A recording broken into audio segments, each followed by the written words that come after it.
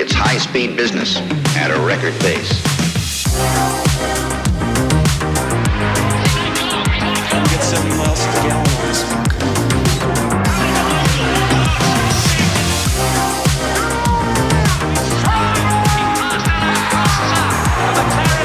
This is shit that made the castle.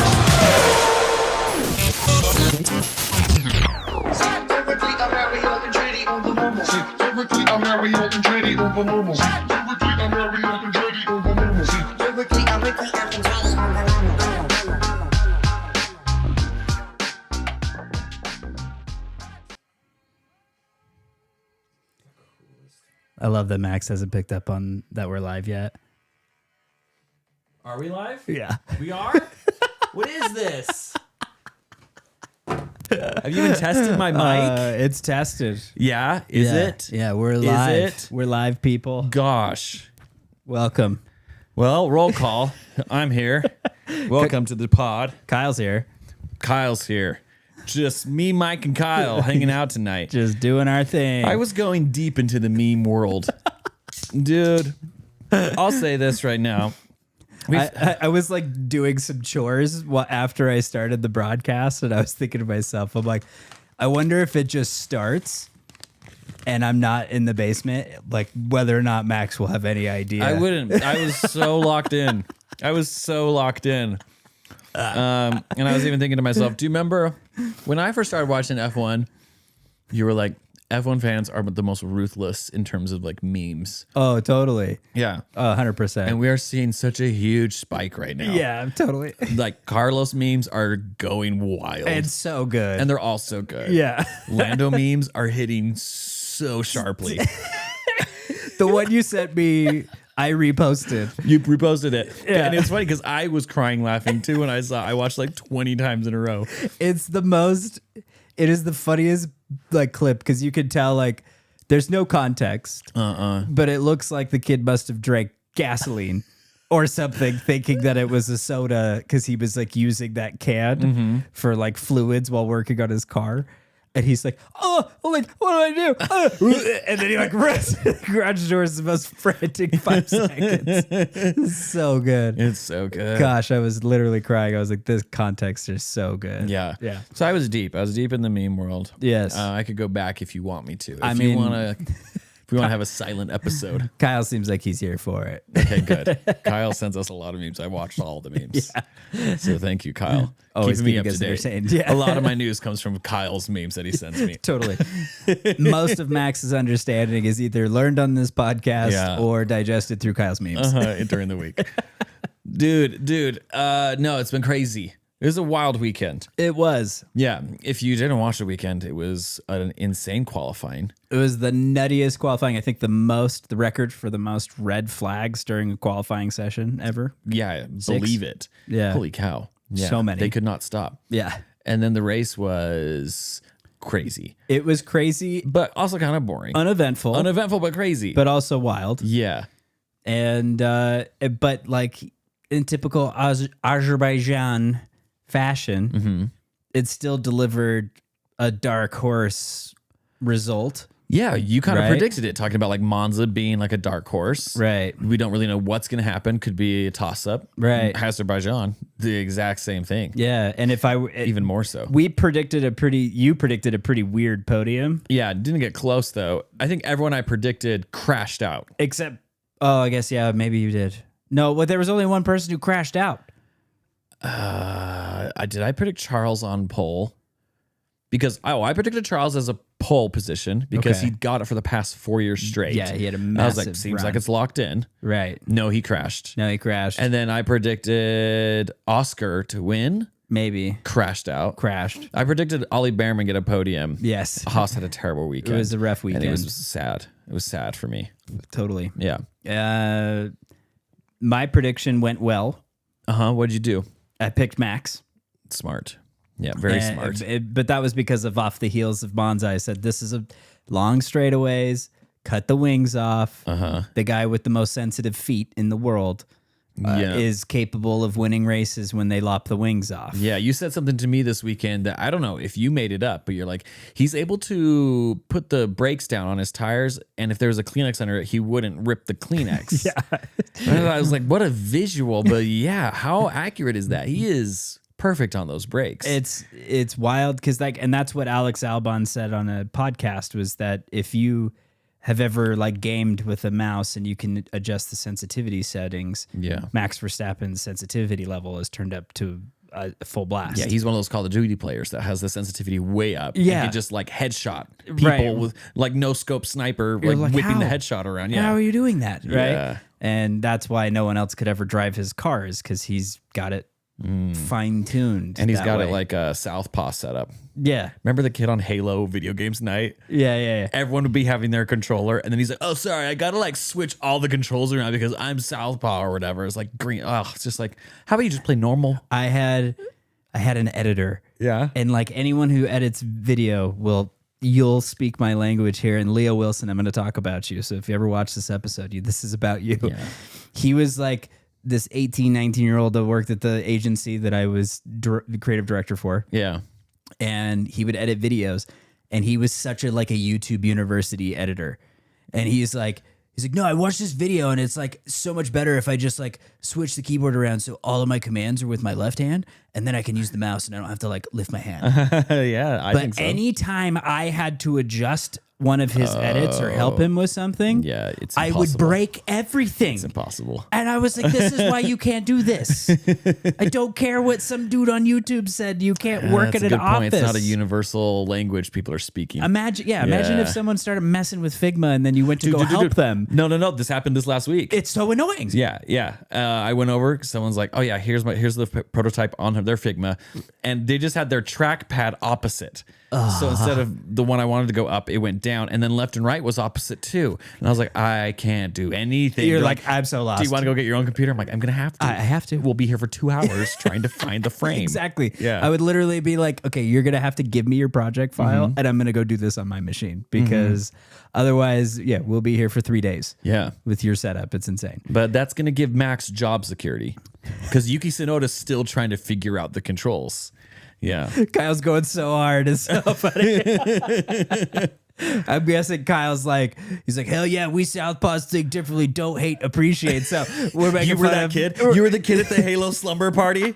The one everyone's like, don't do that to the controller. Oh, we want to be playing. So what you're saying is you can't sit on Kyle's left as a righty and eat dinner. Yeah. Because then you're just bumping arms all dinner long. The strategy with that kid at the sleepover who had the different controller setup, what ended up just happening is he didn't have to rotate out of the game, because it was too annoying to get him back into the game on another thing. So he always had to have that same controller. Right. And then if he lost, he's just like, well, I'm just going to stay in the game. Yeah. And everyone's like, this is the worst. He just gets a free pass. This is so unfair. But yeah, that's so funny.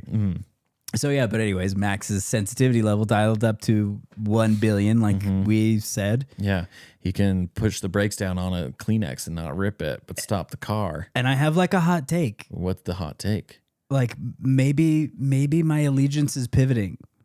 Now, I'm not saying that I want Oscar to lose this championship, but this is shaping up for the Kimi Räikkönen upset of 2007. Dude, it might. Like if Max, Max, we've kind of called some of this. Right? We don't know if we called it, but we're like, wouldn't it be cool? Yeah. If McLaren started fighting and we had Kimi Räikkönen. Yeah, exactly.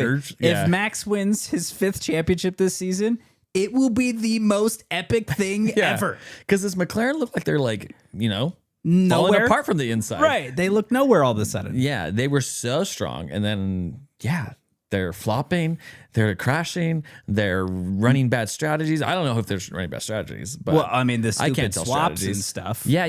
Right? They're insane. Yeah. It's looking weird. It's at looking McLaren. real strange. Yeah. So, yeah, it just seems like maybe there's a chance that Max actually pulls this off. It's and a long I'm shot. kind of here for it. Yeah. We're always here for the good story. Right. The most entertaining outcome. Right. It would be funny, at least, if Max beat Lando. Well, and I think that like everything that Red Bull's been through is switching CEOs and losing Adrian Newey. Like It's the underdog story arc of the season. Yeah, at the beginning of the season, we were talking about how every key person from Red Bull had jumped ship. Has gone. And Max, we were talking earlier this summer about how if Max was smart, he'd be jumping ship too, because it was looking pretty dismal. Bleak. Yeah. Yeah. But getting rid of Christian Horner, was that the move? We were like, this is stupid. Right. Who's the new team principal? I still forget his name. Laurent Mekis. Yeah, it's like, why are you going to Red Bull? You're doing good at Visa Cash App, whatever that's called. Yeah, it's with the joke with like Isaac Hadjar, like Yeah. As soon as he wins a race or gets on a podium, Red Bull's like, come here. yeah, and it's like, please don't. Please don't. Get away. Liam Lawson finishes 5th, and he's like, no. Liam Lawson was gonna get on a podium, and he's like, started letting off the gas. He's like, career best finish. I'll take that. I'll take that podium next year. Yeah.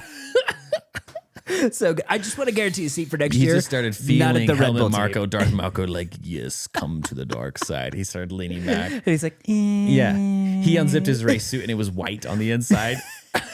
Liam, why Return- are you it's Return of the decelerating Jedi. on the straights? I don't know what you're talking about. You just heard like a, yes, Luke. It was like a Obi-Wan Kenobi. Just like guiding him as he was like driving. Ease off the gas, Luke. Lift off the throttle, Luke. Ben? Daniel? Let off the gas, Luke. Daniel, is that you? Go Talpine. My Daniel is Ringo Starr. Yeah. Let off the gas, Luke. Let off the gas. Stay the course. Danny Rick, is that you? Yes. Stay at Visa Cash App Racing Bulls. You're better off, my friend. And he did. And he did. He got a career best, career best. and he saved his career. It's a good move Yeah. for his future. Mm-hmm. But yeah. Yuki Tsunoda's getting better Yeah. slowly. Yuki had a good race. But would Isaac Hadjar be better in that seat? I don't know. Yeah, I don't know This either. was the first race of the season that I feel like Isaac was nowhere. Mm. But in his defense, this is a pretty difficult track. Mm-hmm. And I feel like some of these guys who've had a little bit more seat time, and I know Lawson is considered a rookie, but he's not. Mm-hmm. This was He's the been race. on yeah. Sorry, keep going. This was the race that what's his face got fired at. The psycho OCD window DeVries. cleaner. Nick DeVries. Yeah, they did him so wrong. They in did him Netflix. so dirty. They're like, should we show him being a driver, practicing and training? Nah, let's show him cleaning the dust off his apartment. Let's show him hanging out with friends he pays for and cleaning his apartment like an OCD maniac. There's smudges. There's smudges on the windshield. Smudges on the windshield. Mom will be mad if I see smudges on the windshield. Smudges on the The Netflix producers was like, gold. Gold. We struck gold.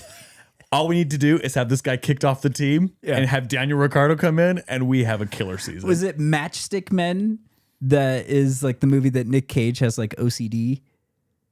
I can't remember. There's one of those movies that was made around that time where he has like a wild case of OCD.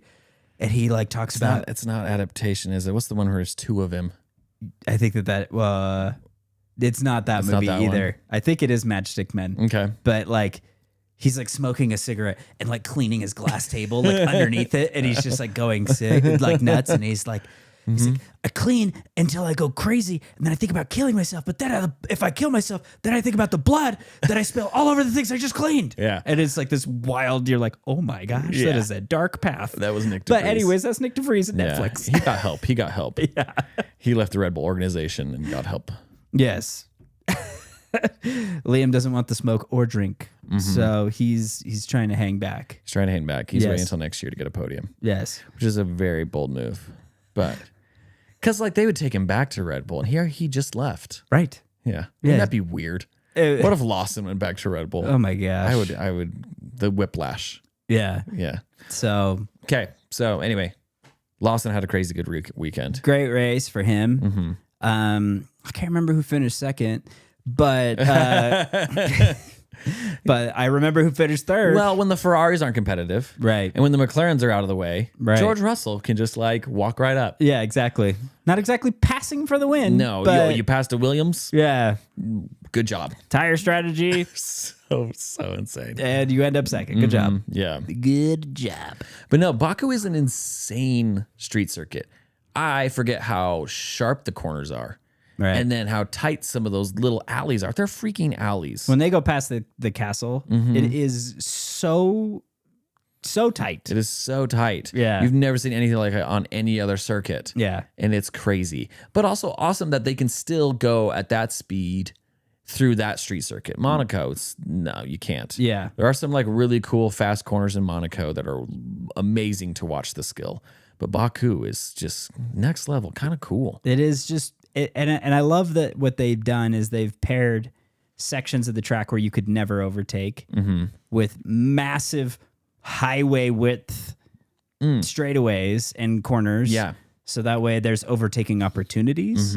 So you've got technical. And opportunities for some jeopardy.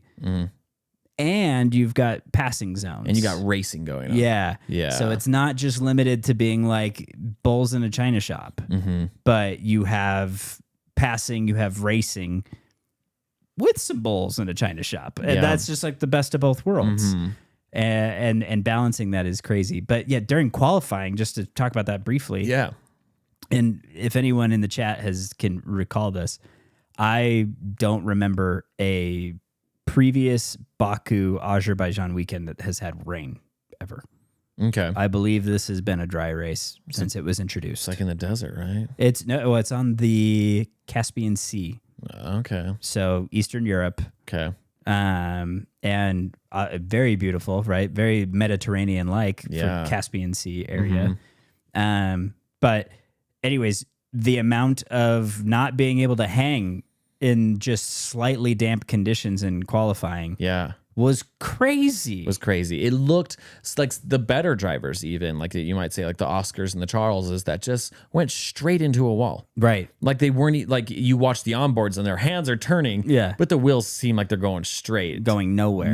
nowhere, just head first into the wall. Totally. And it was out of character for Charles Leclerc. Right. Who And got Oscar pulled Piastri. for 6 years. Yeah. And Oscar Piastri, who hasn't made a mistake all year. And then this weekend, he's like, I'm going to make all of them. Right. Totally. Well, if that's a strategy, you might as well make them all in one weekend rather than like scatter them across the whole calendar like Lando. Like that's going to lose in the championship. Well, and I feel like that brings us to our next point. Yeah. So Oscar crashes out in Q3. Immediately, my head's spinning. Oh, yeah. I'm fuming mad, thinking about Monza. Yeah. I won't go down that rabbit hole again. Our listeners have seen me freak out enough about it. Go back and listen. But I was like just sitting there going like, look, this is the problem with swapping the drivers, is that the second that something like this happens, it's immediately unfair. Yeah. Because there's no way to there's no restitution for this. Yeah, like Lando crash. Hey, Lando, can you crash right into a wall? Because Yeah, it's Oscar like- crashed. Yeah, it doesn't work. Yeah. And so immediately those extra points matter. But here's the best part. So I'm sitting there just going, oh, like he's going to qualify. He's going to be 10th.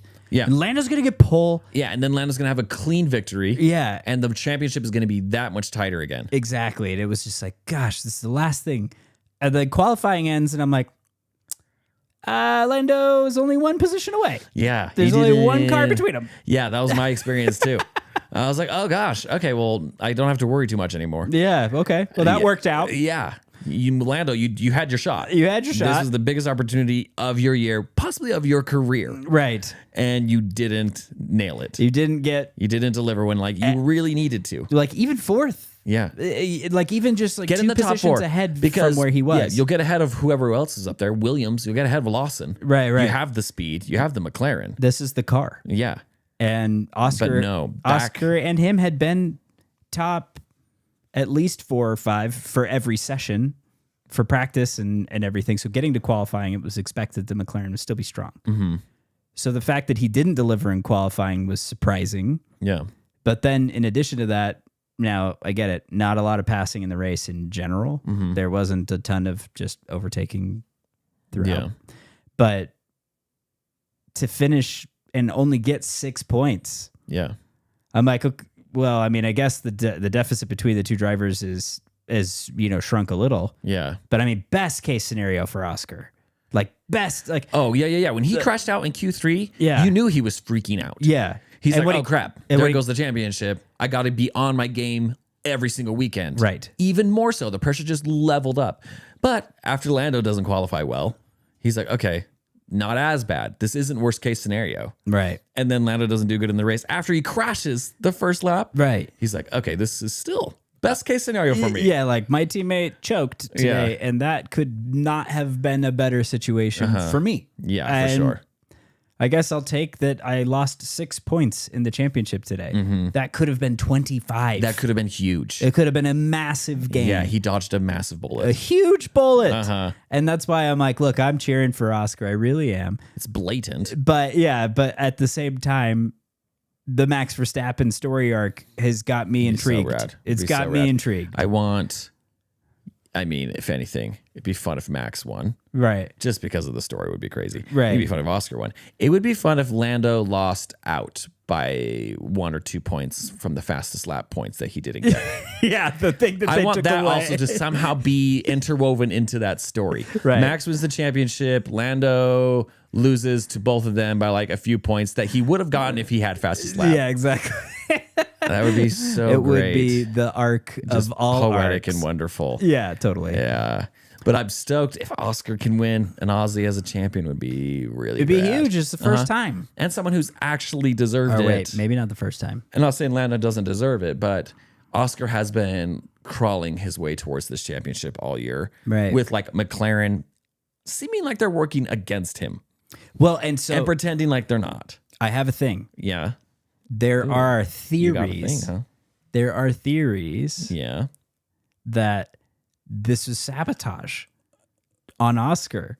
Now, hear me out.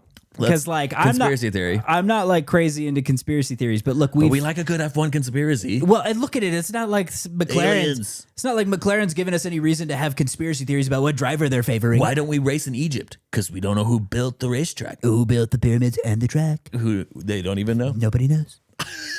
Nobody knows. Donald Trump as an F1 conspiracy theorist Listen. is a wild character. We've never seen him. Nobody's seen it. How come you've never seen F1 and Egypt in the same frame? And look, I've been telling people forever, I actually know who built the pyramids. I know. It's hard to believe, but I do know. Anyways, Conspiracy time. yeah, but the point of what Oscar has been faced with has been that the team has favored another. Yep. And so there was theories of like looking at the dashboard, and I can't remember what it was that this fan had been pointing out and being like, something tripped before he locked up and crashed. Something on the dash went wild before he crashed. And So he watching the onboard yeah, of Oscar's little like computer right, on of his steering wheel. Right. and something alert, a Something warning, went, something something crazy. did something before he locked up and crashed. It was just a quick gif of Zach Brown like Yeah, didn't totally. say the magic word and then just crashed right into the wall. And there's just a dinosaur egg in his lap. You're not Lando Norris. Oh, it's too real. That's crazy. I want to see this footage. I know. I'm like, Yeah. and I didn't give Show it us the enough footage. attention. I didn't give it enough attention to be able to really do a great job of reporting on this. Yeah. But ultimately, the thing is that even if we do this conspiracy theory nonsense at this stage, are we out of line? No. No. No, because of what we learned about McLaren. Right. Yeah. We're not out of line to question McLaren's motives with Oscar for the rest of the year. I don't know if you know, but it's the year of Lando, according to the owner of McLaren. And right. Yeah. Like to the CEO. Does he want to try to save face by ruining Oscar's season? Oh, yeah. And Would this be the weirdest thing in F1 history? No. no, it would not be. I feel like this happens all the time. Right. And to have Oscar do the same thing twice, the same type of accident, something Wait, that he you're hasn't saying done all both season. crashes working. Ooh. Okay, this is an interesting theory. Right. Let's get behind it. So, but 6 red flags, it's like obviously it was easier to hide Oh, yeah, for sure. They were. on the qualifying day. But during race day, Yeah. you know, locking a wheel and going directly into a barrier the exact same way he did in qualifying, and something on the dash alluding to fans that maybe something is wrong at play Yeah. here. Yeah. I'm like, I don't know, guys. You're building this story arc without us having to feed it. Yeah. You fed this beast on your Yeah. own. Yeah. And that's really unfortunate because if that's the way that Lando's got to win this championship, he's going to have to do it with more than 6 points, my friend. And see, yeah, and Oscar is going to be hard to beat. And Oscar has to play the game. He can't just like fully rebel against Right. McLaren and the other side of the garage. So he still has to go back to the garage and like kiss Zach Brown's Lando Norris tattoo and like And play his toes. favor and his toes. Yeah. It's got a weird thing about his toes. That's crazy. I like that theory. Makes me root for Oscar a lot more. Right. Makes me root for Max a lot more. Yeah.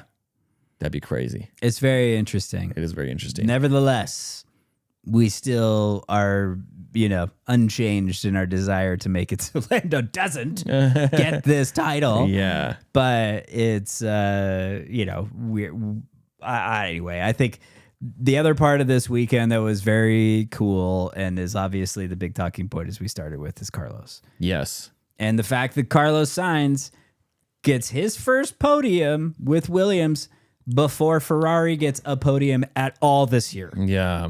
That is the big news everyone's talking about. I guess Charles has been on a podium this year. Never mind. So it's not. It's Lewis. Yes. There's a lot of comparisons between Carlos and Lewis right now. And I texted you after the race, after the race. I was like, and this is the legit crazy question: is Carlos the most undervalued driver in F1 right now? I feel like you and I have talked about this almost exhausting at one point when he got removed from Ferrari and had no choice but to go to Williams. Yeah. It's like, why? This guy matched Charles Leclerc, who is being, artwork is hung in the Vatican for. Yeah. Why is Carlos not valuable? Yeah. Carlos is still the last Ferrari driver to win a race. Right. Yeah. And now getting podiums on Williams sooner than Lewis has. Right. Yeah. It's crazy. Lewis has won a sprint race. We'll put that in brackets. It's crazy that, side note, it's crazy that everyone in the F world just kind of doesn't even care about sprint races. Right. They don't even, it's not even on their radar. Like the pundits, drivers themselves, team principals are like, yeah, Lewis hasn't been on a podium this year. It was an extra qualifying session. Yeah. They're like, it was kind of a fun little like exhibition for the fans. Right. It's pretty much all it is. It's a tire test to know what's going to work tomorrow. Yeah. They don't care. It's all about the Grand Prix. Right. And shoot, I feel like Carlos just he's getting pushed out by the more popular driver, right? And I think it sucks because his skill is his entire career has been pushed out by the more popular. All of it driver. by Daniel Ricciardo, yeah, for the most part. Which I love Daniel Ricciardo, yeah. But yeah, Daniel Ricciardo just followed him around, pushing him out of the seat, right? And then now it's been Lewis, right? I think if those popular drivers weren't there, of course Carlos would still be at Ferrari, but why is Charles there? Right. And is Mercedes now looking at Carlos being like, do we take this guy? George is performing. Right. But do we switch George and Carlos's seat? Right. Or do we switch Kimi and Carlos and give Kimi some Williams time? Maybe. Because that's where George did his development years, Get right? some dynamic experience in both those Mercedes seats. Right. Yeah. And then help build the 26 car, right? Or 27 and beyond, right? By having two experienced guys. So, I mean, it's definitely a huge question, but I also look at Red Bull and I go, they're never going to not favor Max. Yeah. And maybe it's part of Max's clause to be like, yeah, you're not going to have a Carlos next to me. But just because they had a really rough time as teammates at Toro Rosso. Yeah. Because they were so neck and neck. They were equal. Yeah. They were racing each other at, on equal terms and delivering great results between the two of them. Yeah. And that's why it was so heated when Max got called up to the big seat and Carlos didn't. And there's been animosity there ever since. But Red Bull, who's got Yuki who's struggled, Liam that's struggled, Perez that's struggled, and never gave Daniel the second shot. Yeah. It is a question mark of whether or not Carlos could be the guy who could actually drive the second car. Carlos has performed across all the different engine manufacturers he's driven for. Right. He's great. And he can adapt and he can go and he can be fast. Right. And he's just a good guy. Well, and Albon, who's been kind of destroying Carlos this year, to be fair, he's had better results. Yeah. And everybody was like, oh, it's been kind of shocking for Carlos this year. He's matched a teammate by this point in every team he's ever been on. Like, what's going on? What's the struggle? What's keeping him from delivering the way that we have become accustomed to? Yeah. For Carlos Sainz. And and then you get this weekend result, which is what Carlos is capable of. And it's funny because, like, I don't mean any ill toward Alex Albon for this, But Alex Albon's best Williams result is P5. I think that's his best career finishing at all. Oh, really? Because remember, he got knocked off the podium. He was by close Lewis, to a podium, and then Lewis at knocked Red him Bull. out. Yeah. And so, here's Carlos getting Williams' first podium since George Russell, and in his first season, and after struggles and trying to figure things out or whatever, like delivers the smooth operator performance and gets that spot. And yeah, to your point, just like we knew it was coming. We knew that at some point he'd finally unlock what was missing from Williams and the Mercedes power unit to get the result. Yeah. And he just was able to put together like a rock solid weekend. Yeah. Great qualifying, unbelievable race. There's no way he could hang with the Mercedes. There's no way he could keep Kimi or George off the podium. No, those are different cars. Yeah. Very different. But P3 among all those cars is insane. Is insane. Yeah. It is an incredible drive. Shoot. And it's another team that we consider like the bottom 10 team. Right. That has now got a podium this season. Right. Because we've had Kick Sauber. Right. And we've had the Racing Bulls. Right. Now we've had Williams.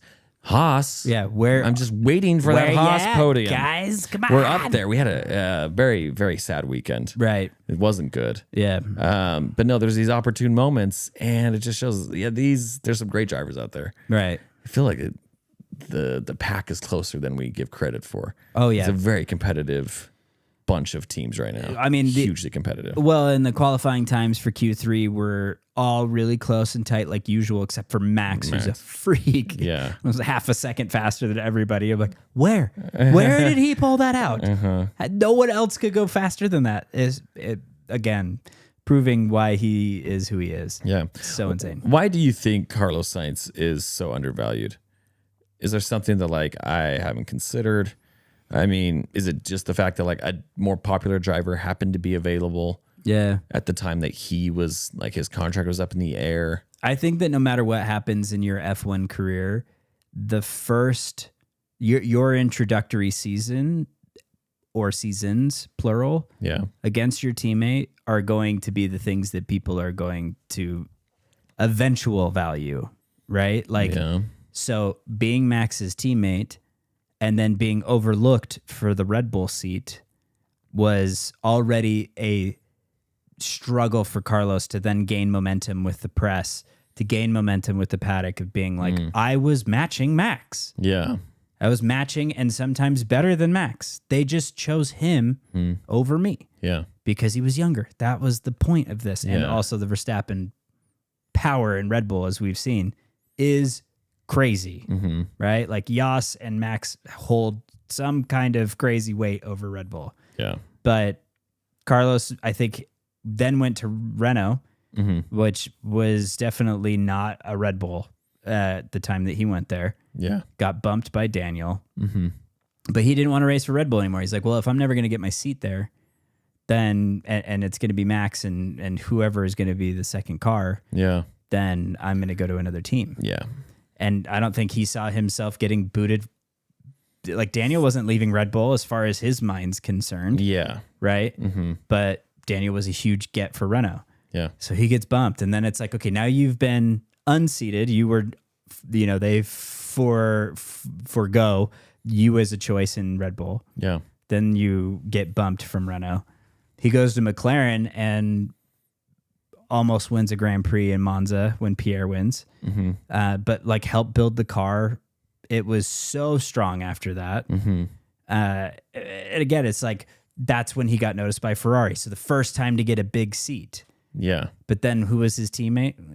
The boy who lived. Yeah. It's like you're never gonna be driver number one at Ferrari when the entire country of Italy sees Charles Leclerc as Harry Potter.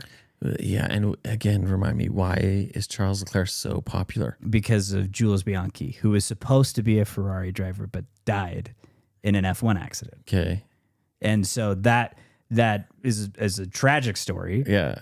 But Jules was Charles Leclerc's godfather. Charles lost his dad. He lost Jules. Made it to F1 on his own accord. Yeah. And became like this this like icon of like resilience against all odds, right? Like you had everything working against you as a young teenager, but somehow you still managed to win F2. Yeah. And move on to F1, and you only did one season in a Sauber, and Ferrari trusted you to move up to their team. Yeah, that's crazy. Ferrari's never known for youth. Yeah. So to choose Charles at such a young age, Kimi retires, Charles jumps into the seat. It's like an unheard of thing. So yeah, he's the Italian golden boy. Yeah, for sure. Right? So you go into a seat next to a guy like that, and it's like, yeah, even though you're performing, you're not him. Yeah.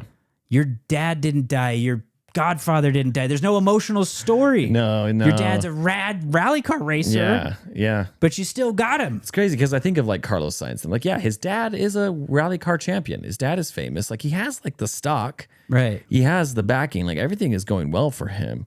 It's just, is he always being compared to the stars? Right. Like the Max Verstappens, it's hard to get out of that shadow. Right. The Daniel Ricciardo. Yeah. The Lewis Hamilton. Lewis Hamilton. Yeah. Charles Leclerc. It's just rough. It's tough. He needs a team that will like cherish him. And Williams will. And that's Williams. But Williams is a slow car. Right. And if anything, the team that should have done this and probably would have was McLaren. Yeah. But he would have had to wait until now to get a championship. Yeah. It would have taken 2024 or 2025 before he got a championship Still, I mean, and a race win. Leclerc's been at Ferrari for so long. Right. George is some of these other drivers have been at teams for But so long. imagine being at McLaren, an uncompetitive team at times, Yeah. and being offered a seat at Ferrari. You'd make the jump to win a race. I know you. I know. If only they could see Ferrari as I see Ferrari. Yeah. If only they could at least look at like the data that I have seen. Yeah. And that's Ferrari will kill your career and make you sad. It's not terribly inaccurate. It's not. It's not. From what I've seen. Right. I've never watched a season where Ferrari's been the dominant car. It's been a long heard time tales. for me. I've heard tales Yeah. of the old age. Yeah, exactly. Of the Michael Schumacher age. Yeah. But no, it's super interesting to me. But yeah, the Charles Leclerc arc starts with Jules Bianchi, who was a Ferrari Academy racer that was supposed to race for Ferrari, but died before he ever got the chance. And that being the tie between where Charles got to realize the dream of Jules Bianchi as his godson, right? And that gave such an emotional arc to why he matters. But again, it's like, I don't know. So Blake says he should have been a Haas driver, but Gene wouldn't spend the cash. Totally. Carlos Sainz? Yeah. Either. Yeah. I mean, it depends on your Or Charles Leclerc. Charles Leclerc Haas for a little bit, right? Right. Like what was it? Like a reserve driver? Charles was He a reserve Haas driver for Haas. That's right. Yeah, I forget. And then, but likewise, I think that Carlos was up for grabs, obviously, for Haas and when Ocon was signed. Yeah. Right. Mm-hmm. So similarly, I think that Williams was willing to pay a little more. Yeah. Alpine was definitely willing to pay a little more to fight for him. So I think that's why he ultimately ended up at Williams. Mm-hmm. But yeah, Blake was talking about Carlos, but it is fun fact that Charles Leclerc was a Haas reserve driver. Yeah, I forget that. It's crazy. Before he was a Sauber. Yeah.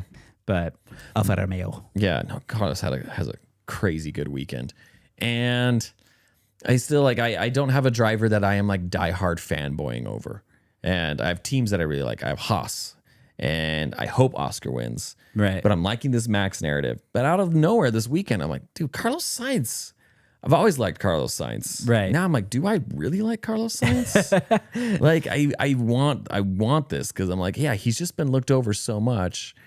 Be awesome to see him have his success. Well, and there's something so much more relatable about the level of excitement and his approach. Whereas we make fun of him and like this is a thing that like people people handle situations differently, and I get it. Adrenaline can manifest itself in any number of ways, but George got awful teary-eyed about His first podium. about succeeding with Williams and getting any success with it. He'd get real choked up in interviews. And, You know, and it's like, but here's Carlos who's like, vamos, and like smooth operator. And just like, just really excited and motivating the team. And instead of feeling like it's a personal triumph, Carlos's approach is a team triumph. Yeah. This is the moment where Williams has really set its foot in like cement. Yeah. We're staking our claim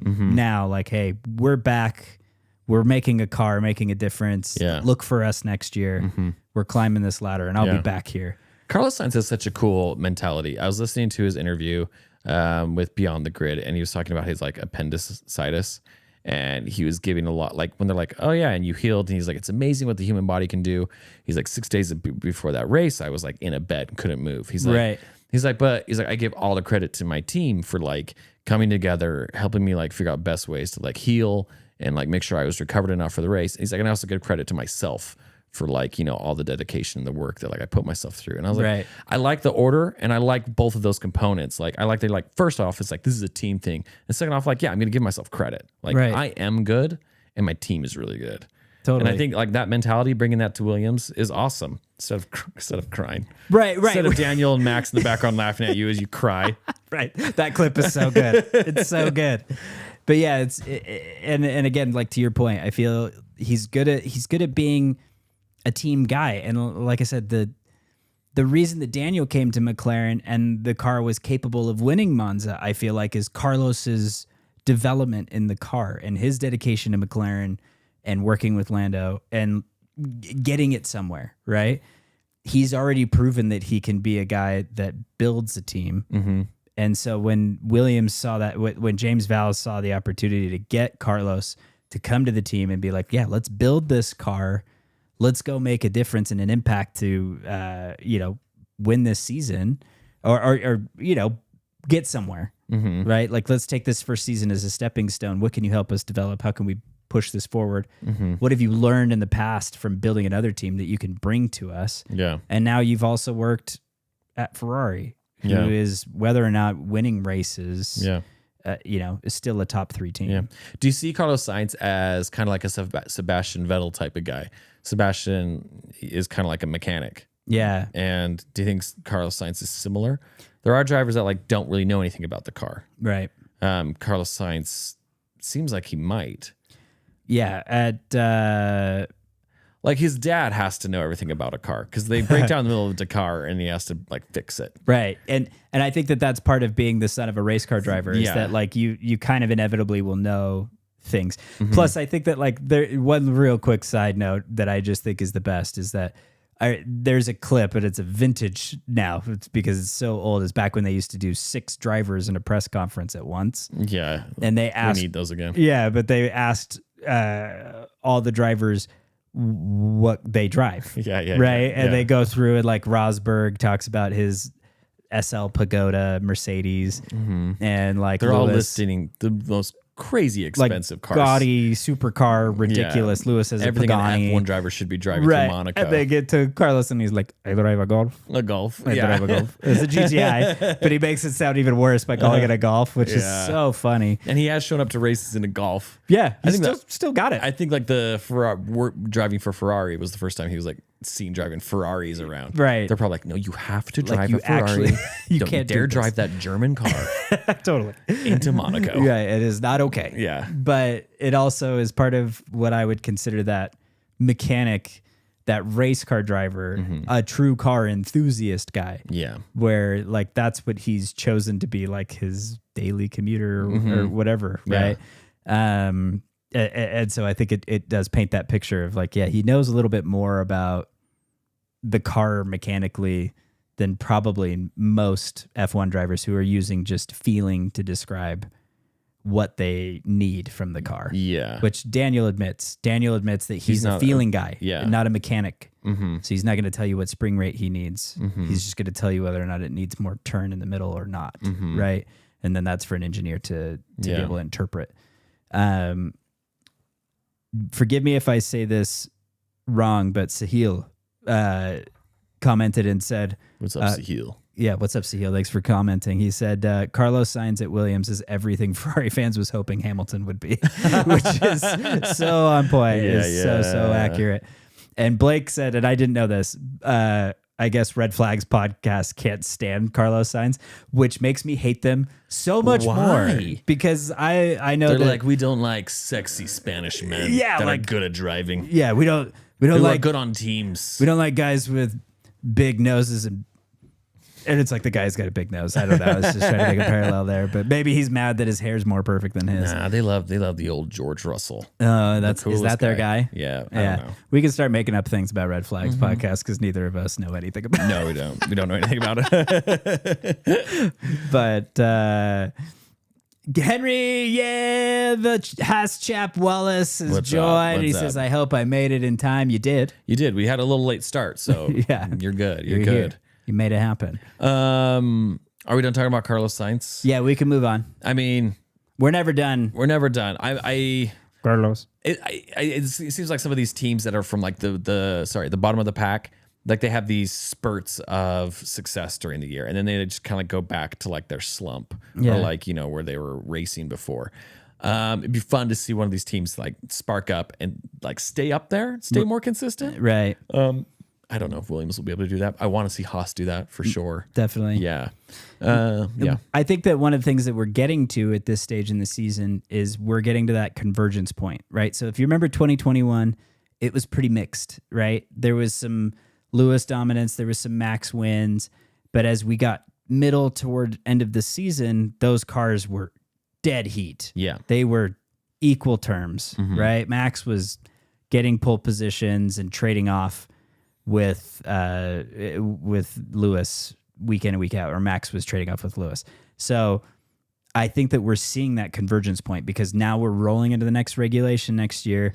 We're in the last third of the season. The development for these cars has for sure started to either tail off or done, which might be why we're seeing Lando Norris finishing P6 or whatever he finished in Baku and Max getting a race win that seemed effortless on his end. Yeah. But, are the Red Bull and the McLaren getting closer together because McLaren has stopped pushing this car? Maybe. Because they felt like, oh, well, we've got a pretty dominant car. Yeah. We can probably stop developing, move on to next year, and still win this championship. Where Red Bull might have continued to push. Yeah. And now has a car that's competitive. And if that's the case, is McLaren like scrambling? Right. Or like, throw some more parts at it. Shoot, yeah. Right. Like we stopped developing too soon, which is totally possible. Yeah. But it may cause for a killer end of the season. Could be really fun. And I think that's part of what, like, Haas finished just outside the points this weekend. It was a rough weekend, but they still managed to put together, I think it was like P11 and P14 or 16 or something. Just missed out on points this weekend. And so, like Alpine's having a terrible year. Yeah. Who is it? Franco Colapinto spun out? Yes. I was hoping that would have caused more of a safety flag, safety car. A safety car really would have done as well for this race. But he spun around and kept going. I was like, oh, shoot. Yeah, totally. Like, how do you not crush into a wall? Like, good for you. You're a good driver. Yeah, totally. He just did it on Saturday and learned that he shouldn't do it on Sunday, I guess. Dude, Oscar Piastri jumping the start is crazy too. Yeah. And Alonso. And Alonso jumping because he was watching Oscar Piastri go. He's like, oh shoot. Yeah, totally. Yeah. I love that he owned it immediately. They're like, we have a 5-second penalty. And he's like, yes, I reacted to Oscar. Yeah. Sorry. Yeah. But yeah, I mean, Oscar jumping the start was definitely like showing those nerves. Right. And I feel like, conspiracy aside, there's no conspiracy necessary to say that the Monza situation was a catalyst for all of Oscar's mistakes this weekend. He's not in that mindset at all if they don't do that to him. Yeah. Does that make sense? That makes sense. His insecurity level with the team is high. Yeah. So he's like, I've got to perform. I've got to overperform. It's like before Monza, he's like, oh, I am crushing the championship. Yep. And like, regardless of like what is going on, like I have the team. Right. And then Monza comes along and it's like, hey, we still don't like you. Yeah, we're still choosing Lando. I You're hope like- you know. And you're like, okay, like I still have to buckle down. Right. And I'm doing this alone. It's me and old Mark Webber Right. pushing forward. And so the nerves get higher. They start to show. Yeah. Right. It's starting to show, like rear its ugly head that the self-esteem and what the team is willing to do for him seems to erode. Yeah. So now he's like, well, now I got to overcome the deficit. I crashed in practice. Now I've got to make up positions. I got to get ahead of Lando because the team's just going to freaking screw me again. So I've got to do it now. Yeah. Right. And then he makes a mistake. We'll see if this carries out through the rest of the season. I would love it if Oscar had the mental fortitude to just like lock it in. Right. And be like, hey, like put it away. The rest of the race is just like you're going to be in the zone. Right. Because like his counterpart, Lando, I feel like continually unravels. Right. 100%. It's the meme that we posted today. It's just like any sort of pressure, Lando cracks. Right. Hopefully Oscar is the opposite. Hopefully he has that And championship blood. He has been the opposite for 90% of the season. This was the first time that we've really seen true errors. Yeah. Like Australia, when he went off in Australia, that was not his fault. That was freaking luck. monsoon. It was total luck of the draw that Lando was able to regain control and get back on the track without spinning. Yeah. Oscar just didn't have the same runoff and rejoin, right? Like it just was luck. And so this situation was the first time that we've seen him buckle. And I think it was totally fair. I'm like, I love Sebastian Vettel, but Vettel cracked under pressure. Yeah. This is so natural, especially given the week that preceded it. And so that's the reason why I'm like, gosh, I think he can lock in because all he has to do is just revert. Forget this weekend, forget Monza. And I think Mark Webber is honestly the best, the best teammate or manager or whatever that he could ask for to help him see that. Yeah. Like, just put that out of your head. You got this. Yeah. You know your teammate buckles. Just one race push at a him into time. mistakes, Yeah. and he will. He'll make them. You know, the truth is he will. Yeah, for sure. Yeah, it's either Lando makes him or Max will force Lando to make one. Yeah. Right. It's like Oscar doesn't even need to be the person who's pushing For Lando. real. Yeah, for real. You get Max involved. Yeah. And then Lando has two people that are bringing Oscar's pressure best on him. friend is Max right now. Like Yeah. it really is. Because the second Max and Lando get near each other, Lando freaks out and doesn't know what to do. Yeah, it's like the enemy of your enemy is your best friend. Yeah, totally. For sure. Yeah. So that's who he's, I can see that. Yeah, man. It's going to be a rough year for Lando. It is. It's been a rough year already. But I genuinely am. I'm looking forward to see how he can handle this moving forward. Yeah. Dude, do you know who I really like? I really like Ollie Behrman. Well, yeah. I think he is, besides Carlos, he's another underrated driver. Yeah, right now he's definitely not getting all the accolades because all the other rookies have competitive race cars that are like points finishing, podium finishing cars. Yeah.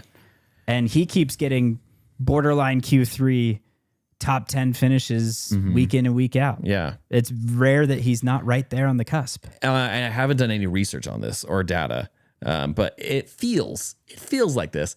It feels like he's outperforming Ocon. And I don't know if that's true. I feel like he has. Yeah. I feel like If you just put them up against each other, I feel like Behrman out qualifies Ocon or he outperforms him during the race more often. Right. I don't know if that's true That or not. split seems like it's in favor of Behrman at the moment. But it's probably super tight. It is probably close. But for a rookie to be out qualifying a race winner right. is, or even like matching performance. Multiple podium position place. Yeah. Right. Ocon's had several podiums. That's awesome. Right. Yeah. And we just need one of these races that goes our way, like they have for the Kick Saubers and the Racing Bulls. And I just want it to happen so bad. Right. Yeah. Blake says he does super well for a bit and then puts it in the wall at the pit entrance. Still a big fan though. And I'm 100%. Hey, he's a rookie, right? Like it's like Kimi Antonelli. We obviously have grace for rookies. Yeah. And they're going to make stupid mistakes like that. It's the Lewis Hamilton in China in his rookie season, right? He's one of the greatest of all time and he beached it outside of the pit in China. Yeah, he wants everyone to forget that. He wants everyone to forget it, but it's still there, and I will make sure that everyone remembers. I talk about it almost every week now. There's been races where Ollie Behrman is like the only one to finish, and every other rookie will be out. It's like him and Kimi, and I'm like, regardless of like how fast the car is, you survived where all the other rookies haven't. Right, and that shows a lot for him. Henry said that Ocon did the entire race distance on one tire compound, which is true. Which is wild. Yeah, which would be very difficult to do. Yeah. And so, not to poo-poo Ocon's result at this race in particular, but generally across the season, I feel like Behrman's performance has been really strong against a very seasoned veteran. Maybe that's all I'm trying to say. Yeah. Yeah. But where like Antonelli has not been able to necessarily match George as frequently. Especially before the summer like season break. Right. Like Kimi was not as well as George. Right. Right now I feel like he's keeping up. He's doing a much better job. For sure. Oh, they were on 2 different car strategies, right? Right. I feel like they were doing 2 different things. Yeah, one of them started on the mediums, one of them started on the hard. I was thinking like before the summer break. Oh. They had like been running 2 different like things for George and Kimi. Oh, were they? I don't know. Just to test something, maybe? Maybe. I'm forgetting, but that might be true. Yeah. But yeah, I mean, I think, again, like Lawson versus Hadjar, this is 2 rookies going side by side. Hard to gauge. Even though Lawson's had a little bit more seat time, Hadjar has been killing it, right? Yeah. And when you're talking about these rookies who have seasoned veteran teammates, I think that when you play the Rookie of the Year card against who has a stronger performance versus a veteran teammate, Ollie's the winner. Yeah. Because he's the one that's standing out the most. But Gabby has had a good season too. Oh, yeah. I forget about him. There's so many freaking rookies. It's a lot of rookies. It's a lot. I forget about him. I also forget about Kick Sauber, right? Which is too bad because I love Hulkenberg. Yeah. But yeah, Gabby is doing pretty well. He's had a decent season.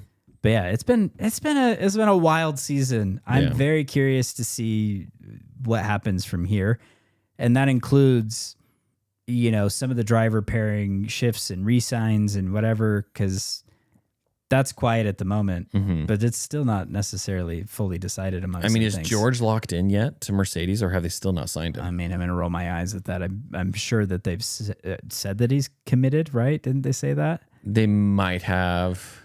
That was like during the whole like Max Verstappen thing, where Max was like, "We don't know where Max is going," right? And George is like, "I've committed to Mercedes," right. But we don't know. We don't know. For sure, the Visa Cash App team is completely wide open. Neither driver is signed for next year.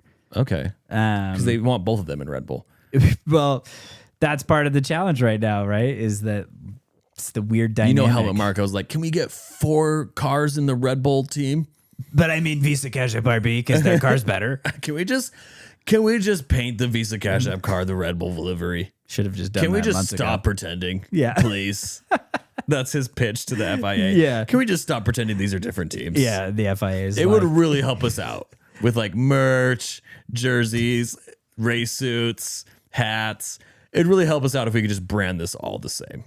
Let's be honest. This is what it is. I like this Helmut Marko is a different Helmut Marko than the one I'm used to. No, he's not the Darth Marko we've done or German Marko. No. He is like American bro Marko. Yeah. He's like Listen. he's a face painter. He's David Putty. It is David Putty. Yeah. Listen, FIA. Visa Cash App Racing Bulls causing us a lot of headaches. Do you think Helmut Marko does what David Putty does on airplanes? Just raw dogs it. Just stares. Yeah, what's up, babe? That was a bit. That's Jos Verstappen. Helmut Marko. Yeah. Yo, what's up, babe? Do you want a book to read? Do you want to read something? No, I'm just gonna think, babe. No, I'm good. I'm good. Yeah. I do think that we've unlocked something here. I think that's his form of meditation. That's how he locks in. Yeah, for a David race Putty was weekend. ahead of his time in mental health and being centered with who he is. Yeah. And this is a good point. Yeah, who's this? Did you hear about the details? So Christian Horner is officially out. Yep, Right. gone. But do you know the little detail of him being fired or is officially out? No, I haven't heard So anything. there was a cash settlement to be done to get him out. to get him out. Okay. And the projected amount that supposedly was given to Christian for this to take place is in the wheelhouse of 80 to 100 million pounds. Holy cow. Okay. That is a lot. It's a lot. That is a lot. And Henry said, absolutely wild that Horner gets the sack, gets paid 100 million.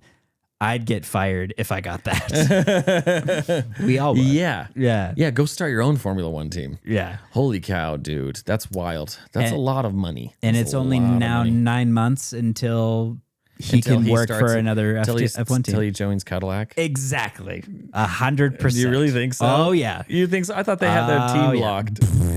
Jeez. I'll believe it in 9 months. If in 9 months Christian Horner is not announced as team principal, at that point Red I Bull's will be like, okay. we will pay you $100 million to take a vacation for a year. Right. And that's all it is. He's taking a 9 month, $100 million And as a bonus, you don't bath. have to talk to Jos Verstappen anymore. He's like, done. Done Me deal. and Ginger Spice need to go shoot guns in the paddock. Miss Hallowell. We need to go Jerry. vacation in the Canary Islands. It'll be a lovely holiday. Yeah, I don't know if those guys can actually take vacations. That's the truth, though. Which ones? The guys who are in F1, The guys. you know, Which guys? the Christian Horners and the Total Wolves. Oh yeah, they don't know how and to the Zach vacation. Browns. It's like, are they actually on vacation, or are they just like constantly wanting to race, constantly wanting to be in the car, constantly wanting to like come up with strategy and develop and plan? And yeah, If you're the executive of anything, your phone is way like Yeah. you don't separate from it, yeah, right?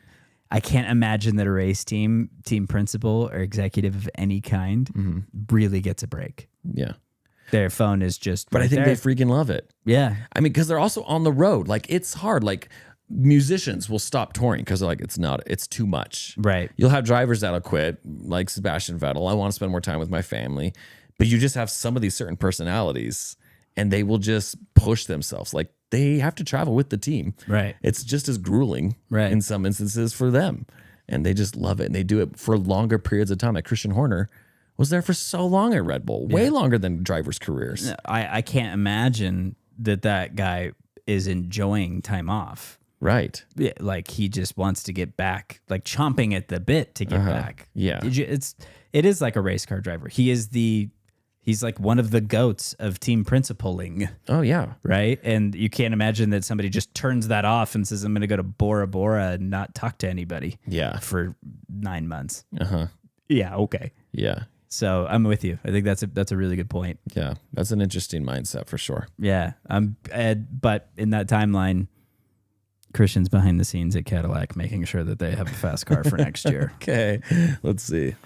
I I'm would love it if this came true because I like how everything you say comes true. I'm gonna stick with that theory because I feel like it would be insane. It'd be insane for them to not want the guy who built Red Bull. Not like who you just said, a goat of Right. team principling. Right. Yeah. It's like if Flavio Briatore hadn't signed with Alpine, I'd be like, go get Flavio. Yeah. Cadillac. You want to win races, go get Flavio. Yeah. But Christian is definitely an unbelievable option for building a race team. Yeah.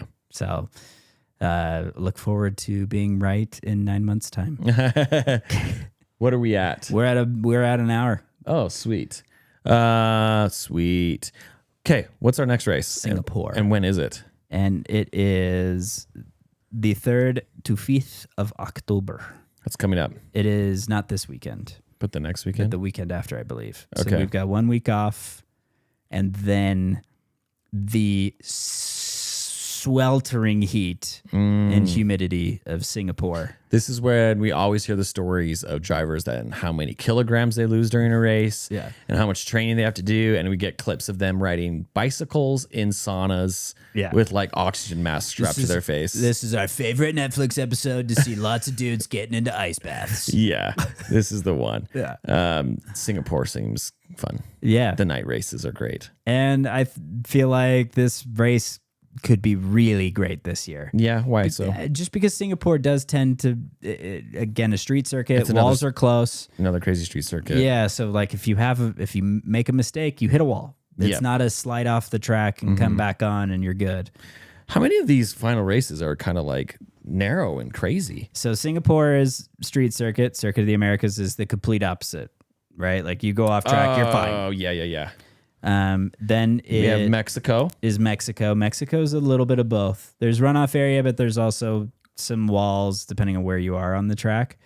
But the high elevation does mean that it's not like a guaranteed win for people with good downforce. Yeah. But also engine cooling issues. So this is the point of the year where we're also running into that engine penalty timeline. So if teams are starting to get down to their final engine allotment, they're going to start taking penalties, which could add more jeopardy. Oh yeah. Give Max Verstappen an opportunity type of weekends. Yeah. So Mexico, then Brazil, my favorite, one of my favorites. I love Interlagos. Las Vegas, Qatar, and then Abu Dhabi. Okay. And Qatar and Abu Dhabi are They're just wide tons of circuits. runoff Yeah, areas. they're huge. But Vegas is walls. Yeah. Interlagos is pretty high consequence. We're going to be at Vegas. Yeah. You yeah. You better come. Yeah, I'm going. Yeah. Oh, If you're coming to Vegas, hit us up. We're going to be there. I'm Yeah. going to be there all week. Yeah, Haas is giving us tickets. Mm-hmm. Yeah. Do it. Do it, Haas. Manifest. Please, us, give us tickets. Come on, just come through for once. Yeah. We just come on. We've never asked for anything. We have threatened to jump ship if another team offers us tickets. But if you got in there first, Yeah. we would stay fans forever. Come on, Cadillac, give us tickets. Yeah. I entered another contest to Oh. win tickets to the Las Vegas Grand Prix. Yes. I'm already getting tickets, but like it'd be nice to get in the paddock, it'd be nice to get in the garage Yeah, or it'd be whatever. cool. It'd be nice to go for free. Right. I entered the Doritos competition. Oh, that's right. And I was sharing with you, every time you post a comment on the Doritos post, use their hashtag, you get entered in to win. That's Right. what they said. Yeah. And I've just been posting flavors Yeah. that are F1 themed flavors. I don't know, chicken and cheddar, chicane chips. Like that's a new flavor. It's a great Hashtag one. Doritos F1. Yeah. Yeah. Yeah. British boy bias barbecue. That's another one. That's a great one. British boy bias. It's just a roast beef. Just a beef Wellington. It's actually just a bag full of just potatoes. The Like, it's old, really weird. the old banger in the mouth. British boy bias. Banger. Henry knows what that is. Yeah. The old banger in the mouth. That's his favorite. It's his favorite breakfast before he goes and drives the trains. Yeah. It's I what love a good English breakfast. What about you, Lando? I don't like English breakfast. I don't like anything. Great, Lando. Cool. This has been a fun conversation. Love doing improv with I- Mr. Norris. Did I tell you this story? This is not on topic. Henry says I feel personally attacked. You should. You should. No, you're our favorite. Don't listen to other listeners. No, so I was hiking with some people last week. Yes. Or the week before, I don't remember. But one of them was a guy I just barely met on the hike. And we were hiking all these hills and we were just making conversation and we felt like we were in Lord of the Rings, as you do when you're hiking. Yeah. Because that's all that movie is sometimes. Yeah. Which is amazing. Yeah. And I thought, like, I was asking this kid, I was like, you know, like elf eyes, how they can see, you know, when he's like, Legolas, what do your elf eyes see? They're taking the hobbits to Isengard. And I was like, do elf eyes, do they zoom? Like, did I tell you this? Yeah. I was like, do they zoom? Is this like a 400 millimeter? Yeah, like what they got? How do they work? And he's Yeah. like, well, they probably have bigger pupils, so they let more light in. And I was like, okay. I was like, but like, are they always zoomed in? Like, do they just have like lots of light flooding their eyes? He's like, I'm like, or are they able to like zoom like a lens? He's like, well, do your eyes do that? And I was like, no. And he's like, well, then they don't do that. And I was like, fun. This was a fun conversation I'm so with glad you. we talked about this. In my brain, I'm like, you know, this was not real. And you know, elves aren't real. sometimes it's okay for a rhetorical question as well. And just be like, I don't know. I was hoping for some yes and. some banter. Yeah, exactly. I would love a little like, oh, that'd be crazy if they did. But also, like, you can't answer one thing and be like, oh, it's probably because they have big pupils and they let a lot of light in. And then be like, but do your eyes do that about zooming? Yeah. You're like, I'm like, because I'm still weirded out about it. I didn't get any good feedback. Right. Like, what do you focus more? Yeah. Huh? And chat, do you Tell me have how any that works. Chat, you got any ideas on what elf eyes Anyone might know how do? elf eyes work? Yeah. Anyway, that's how we're ending the episode, is on our rant about elf eyes. And if anyone ever asks you about elf eyes, just yes and them and be like, oh, that'd be crazy if they could. Yeah. Because then I would zoom in on my favorite things at a basketball game where I would watch the F1 race from miles away. Right. Like, tell me something funny. I would just be on an airplane near the F1 Do your eyes zoom? No. Well, then they don't do that. I'm like, you know elves are fake, right? Yeah. I'm trying to figure out has what been fun. Tolkien wanted me to picture. Yeah. I'm not trying to figure How out what does about it this work? hypothetical person. Yeah. I need to go research like eagle eyes. Yeah. Yeah. Do you think that Gunter Steiner's eyes have zoom? Yes. because I think that might be why he was the man that he was. Oh, really? Because of Zoom eyes? Yeah. I agree. Yes, and Exactly. This is how it's done. this is how it's That's done. all we're you know trying what else to do. zooms when I'm looking at Gunter? Who knows? Henry says it'll be digital zoom, not optical zoom, I bet. Which means it gets really grainy at like beyond 5x. Yeah. It's really not a usable image. But sometimes it's the best image. Sometimes it's the best image. Yeah. It just depends. Mm-hmm. Some people have said that before. Some people have said that. Anyway, thank you for joining us for the live show today. Thank you for always tuning in. Thank you. Yeah. Thanks to Mike for setting all of this up. Mike is our behind the scenes guy who runs all of this and has made all of this work. So big shout out to him every week. Also, shout out to all the producers who showed up today to watch. Kyle, Blake, new guy, Henry. Who was the new guy?